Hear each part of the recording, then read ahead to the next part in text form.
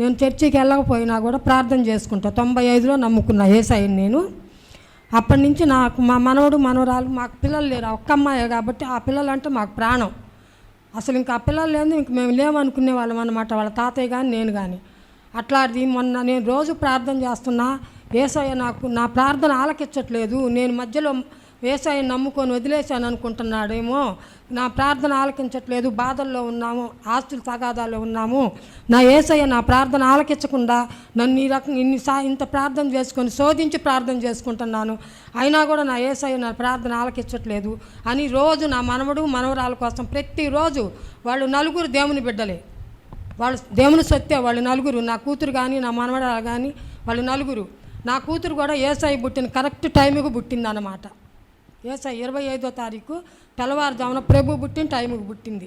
అయితే ఆ బిడ్డలు రోజు స్కూల్కి వాళ్ళ నాన్నగారు వెళ్తా కాలేజీ దగ్గర వదిలిపెట్టి, స్కూల్ దగ్గర వదిలిపెట్టి కాలేజీకి వెళ్తాడు. ఆ అబ్బాయి ప్రొఫెసర్ రాజమండ్రిలో, వచ్చేటప్పుడు తీసుకొని వస్తాడు. నేను ప్రతిరోజు నా యేసయ్య నా ప్రార్థన ఆలకించట్లేదు అనుకుంటున్నా, కానీ నా యేసయ్య నా ప్రార్థన ఆలకించి వాళ్ళు ప్రతిరోజు కారులో వెళ్ళి వదిలిపెట్టేవాళ్ళు. నా అల్లుడు ఆ రోజు బైక్ మీద తీసుకెళ్తున్నాడంట.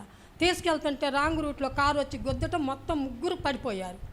కానీ యేసయ్య నా తండ్రి యేసయ్య వాళ్ళకి ఏదైనా అయినట్లయితే మేము బతికే వాళ్ళం కాదు, చేయటం పెట్టి 2 చేతుల్లోకి తీసుకొని నా మనవడు మనవరాలను కాపాడా. మేము బతుకుంటుందే వాళ్ళ కోసం. యేసయ్య గొప్ప సాక్షి, నేను గొప్ప పని చేశాడు, మా చేతులకు అందించాడు. వాళ్ళకి ఎవరు ఒక్క అబ్బాయి, మాకు వాళ్ళిద్దరే. నేను చేసి అప్పుడు అనుకున్నా, యేసయ్య నా ప్రార్థన నువ్వు ఆలకిస్తున్నావు, ప్రతి దాంట్లో నువ్వు ఉన్నావు, నువ్వు లేనిది నేను లేను అనుకొని ఇప్పుడు నేను ప్రతి దేంట్లోనైనా యేసయ్య, ఇప్పటి వరకు కూడా నాకు బయటికి పోయామని తెచ్చుకోవటం రాదు, తీసుకొచ్చుకోవటం రాదు, ఏమీ లేదు. అప్పుడు తెల్లవారుజామున నేను రోజు చెప్పుకున్నా, యేసయ్య నా మనవడు మనవరాలని బతికించు, ఇంత దెబ్బ కూడా తగలలేదు అసలు అట్లాంటి. అందుకని నేను యేసయ్యకి ప్రతిరోజు వేల కోట్ల కృతజ్ఞతలు చెప్పుకున్నా, స్తోత్రాలు చెప్పుకుంటున్నా, శృతులు చెప్పించుకుంటున్నా. నేను నమ్ముకున్న కాడి నుంచి నా యేసయ్య నాకు చేసిన అద్భుతాలు చాలా ఉన్నాయి. నేను ఆయన సార్ చనిపోయినాక ఏదో చర్చికి వెళ్ళాలనుకున్నాను. చర్చికి వెళ్ళాలనుకుంటే ఎక్కడికి వెళ్ళాలా, దూరం వెళ్ళాలా, నేను వెళ్ళలేను అనుకున్నా. అంతలోకి ఈ చర్చి పెట్టారు. ఈ చర్చికి రావాలని నాకు రాసి పెట్టింది.